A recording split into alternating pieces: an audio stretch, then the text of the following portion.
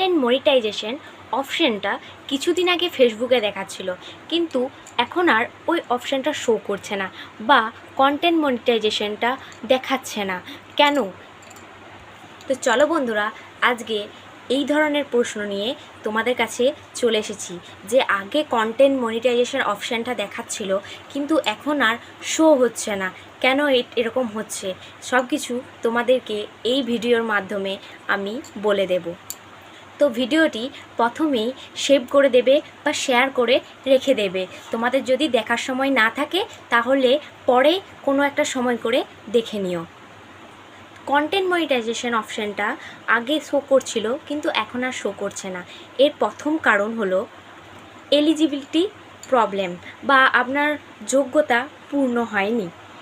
Facebook নিয়মিতভাবে আপনার page বা প্রোফাইল চেক করে, যদি ওয়াচ টাইম, 1 মিনিট ভিউ এগুলি যদি শর্তগুলি পূরণ না হয় তাহলে এই অপশানটি চলে যেতে পারে। নাম্বার 2, নীতিমালা ভঙ্গ করা।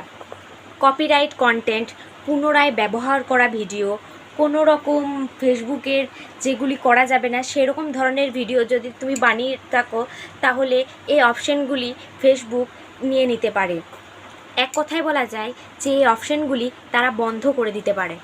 3 নাম্বার হলো রিজিয়ন রেস্ট্রিকশন, অঞ্চলভিত্তিক সীমাবদ্ধতা।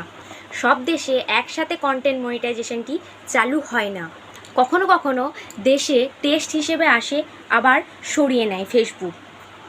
4 নম্বর হচ্ছে রিভিউ।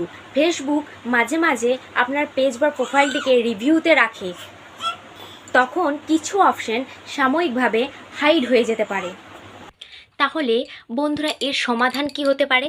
এর সমাধান হচ্ছে, প্রথম সমাধান, ফেসবুকের প্রফেশনাল ড্যাশবোর্ড থেকে এর প্রফেশনালটি ঠিকঠাক আছে নাকি, প্রথমে মনিটাইজেশনটা ঠিকঠাক আছে নাকি প্রথমে তোমাদেরকে চেক করে নিতে হবে।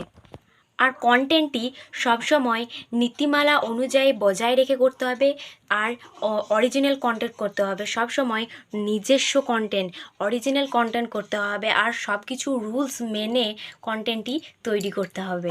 যদি পলিসি ভায়োলেশন থাকে তবে সেটি সবার প্রথমে তোমাদের ঠিক করে নিতে হবে।